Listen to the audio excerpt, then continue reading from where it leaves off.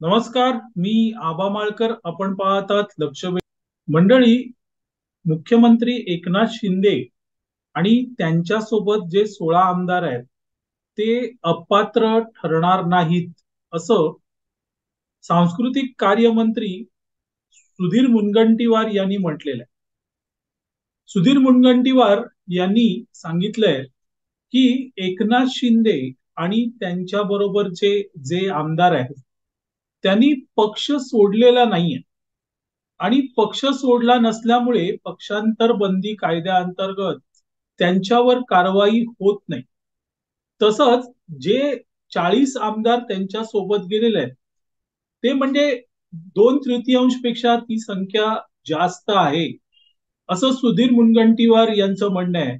तसंच एखाद्या आमदाराला अपात्र ठरवण्यासाठी विधानसभेत व्हीप काढावा लागतो.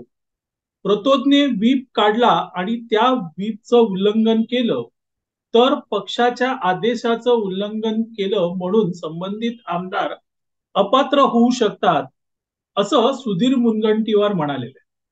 एकंदरीत काय मित्रांनो, तर सुधीर मुनगंटीवार हे यांनी स्पष्टपणे हे सांगितलेलं आहे की एकनाथ शिंदे आणि त्यांच्या सोबतचे 16 आमदार अपात्र ठरणार नाही.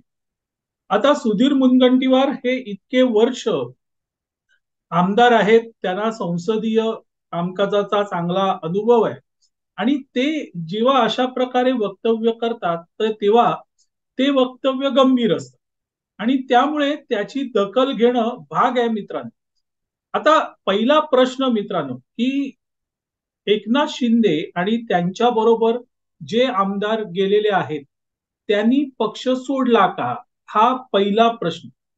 तर निश्चितच अगदी सुरुवातीपासूनच एकनाथ शिंदे सातत्याने सांगत आलेले आहेत की आम्ही पक्ष सोडलेला नाही, आम्ही शिवसेनेतच आहोत आणि शिवसेना उलट आमची आहे. आणि त्या अर्थाने शिवसेनेवर म्हणजे पक्षावर दावा करण्यासाठी एकनाथ शिंदे यांनी निवडणूक आयोगासमोर हे प्रकरण नेलं आणि त्यानंतर दोन्ही बाजू ऐकल्या निवडणूक आयोगाने. एकतर एकनाथ शिंदे यांची बाजू ऐकली, त्यानंतर दुसरी म्हणजे उद्धव ठाकरे यांची बाजू ऐकली. मुख्य मुद्दा तिथे निर्माण झाला तो म्हणजे पक्षाच्या घटनेचा मुद्दा. आणि उद्धव ठाकरे यांनी कार्याध्यक्ष असं पद निर्माण केलं जे निवडणूक आयोगाला कळवलं नव्हतं. म्हणजे थोडक्यात पक्षाच्या घटनेत बदल केला आणि ती बाजू निवडणूक आयोगाला खटकली आणि त्या बाजून खटकल्यानंतर निवडणूक आयोगाने निर्णय दिला आणि हा पक्ष हा एकनाथ शिंदे यांचा आहे असा निर्णय होता. तसंच निवडणूक चिन्ह धनुष्यबाणही एकनाथ शिंदे यांच्याकडे गेलं. आता मित्रांनो, त्याच सुमारास सुप्रीम कोर्टामध्ये या 16 आमदारांच्या अपात्रतेबाबतचा खटला सुरू होता. न्यायालयाने निकाल दिला की याचा निर्णय हा विधानसभा अध्यक्षांनी घ्यायचा आहे. न्यायालय काही त्यांच्या कामकाजात हस्तक्षेप करणार नाही आणि त्याप्रमाणे हे प्रकरण विधानसभा अध्यक्षांकडे आलं. पण मित्रांनो, सुप्रीम कोर्टाने जे सांगितलं त्यानुसार मूळ पक्ष कोणाचा हे बघणं महत्वाचं आहे आणि तसे निर्देश त्याच्यामध्ये निकालात होते की मूळ पक्ष बघा कोणाचा आहे. त्याप्रमाणे विधानसभा अध्यक्ष राहुल नार्वेकर यांनी देखील ज्या वेळेस हे प्रकरण त्यांच्याकडे आलं त्यावेळेस मीडियाला प्रतिक्रिया देताना हे स्पष्ट केलं होतं की सर्वात अगोदर मला पहिली गोष्ट जी बघायची आहे ती म्हणजे शिवसेना मूळ पक्ष कोणाचा. त्याप्रमाणे त्यांनी आपलं कामकाज सुरू केलं. आता तर सुनावणी सुरू झाली. पण इथे गोम लक्षात घेतली पाहिजे मित्रांनो की शिवसेना हा पक्ष कोणाचा. शिवसेना हा पक्ष निवडणूक आयोगाने दिलेल्या निकालानुसार हा अर्थातच एकनाथ शिंदे यांचा होतो. आणि जर एकनाथ शिंदे यांची शिवसेना असेल तर मुनगंटीवार म्हणतात त्याप्रमाणे एकनाथ शिंदे यांनी उलट पक्ष सोडलेलाच नाही. मग मित्रांनो, पक्ष कोणी सोडला? असं होऊ शकतं का की उबाटा आणि त्यांचे जे काही उरलेले आमदार आहेत त्यांनी पक्ष सोडला किंवा ते पक्षाचा वटहुकूम मानत नाही? तसं होऊ शकतं, कारण मुख्य मुद्दा काय आहे तर पक्ष सोडलेला नाही. दुसरा महत्वाचा मुद्दा तो म्हणजे प्रतोद यांनी काढलेला व्हीपचा.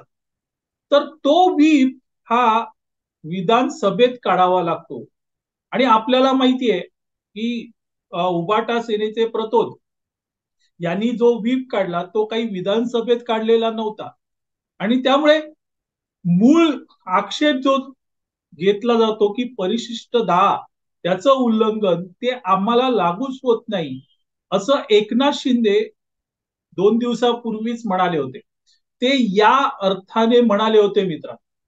आता मित्रांनो, एक लक्षात घेतलं पाहिजे की अशा प्रकारे जर एकनाथ शिंदे यांनी पक्षच सोडलेला नसेल आणि त्यांच्या बरोबर असलेल्या आमदारांची संख्या ही 2/3 पेक्षा जास्त असेल, तर मूळ जी शिवसेना आहे ती अर्थातच एकनाथ शिंदे यांची होते आणि एकनाथ शिंदे यांच्यावर कारवाई करण्याचा प्रश्नच उद्भवत नाही. आणि नेमकं तेच सुधीर मुनगंटीवार यांनी सांगितलेलं. हे इतकं साधं सोपं आणि सरळ प्रकरण आहे. अर्थात त्या आधारे विधानसभा अध्यक्ष निर्णय देतील न देतील मला माहित नाही, तो त्यांचा हक्क आहे, ते काय निर्णय देतील. पण मित्रांनो, जे म्हटलं जात आहे, जे सांगितलं जात आहे, मेन मुद्दा काय आहे या सगळ्या खटल्याचा, तर खरंच एकनाथ शिंदे आणि त्यांच्या बरोबरच्या आमदारांनी पक्ष सोडला का? तर पक्ष सोडलेला नाहीये. आजही एकनाथ शिंदे म्हणजे पक्ष त्यांनी वेगळं हे मांडल्यानंतरही एकनाथ शिंदे सांगत होते की हो, उद्धव ठाकरे नेते आहेत, ते काय नाही म्हणाले नाहीत, बाळासाहेबांना ते आजही आपले नेते मानतायत. असं असताना मित्रांनो, जर एकनाथ शिंदे यांनी पक्षच सोडला नसेल आणि मूळ पक्ष हा जर त्यांच्याकडेच असेल, तर एकनाथ शिंदे आणि त्यांच्या सोबतच्या 40 आमदारांवर किंवा 16 आमदारांवर कोणतीही कारवाई होऊ शकत नाही. हा इतका साधा, सरळ आणि सोपा प्रश्न आहे. आता मित्रांनो, चूक कोणाची या सगळ्या प्रकरणात? तर नक्कीच आपल्या सगळ्यांना माहिती आहे की उद्धव ठाकरे यांनी राजीनामा द्यायला नको होता.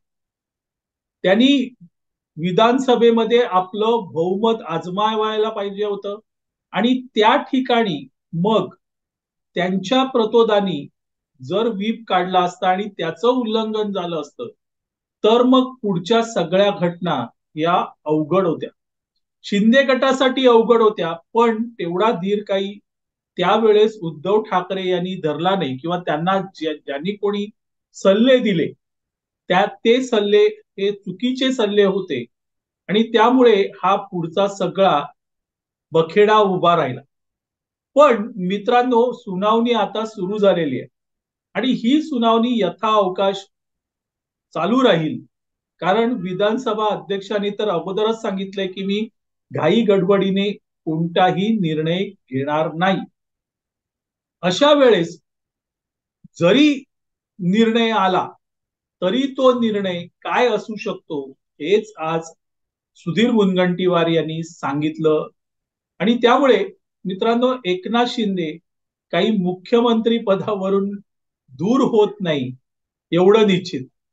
मंडळी, तुर्तास इथे थांबतो. आपल्याला हा व्हिडिओ आवडला तर लाईक करा, शेअर करा आणि लक्षवेधला सबस्क्राईब करा. धन्यवाद.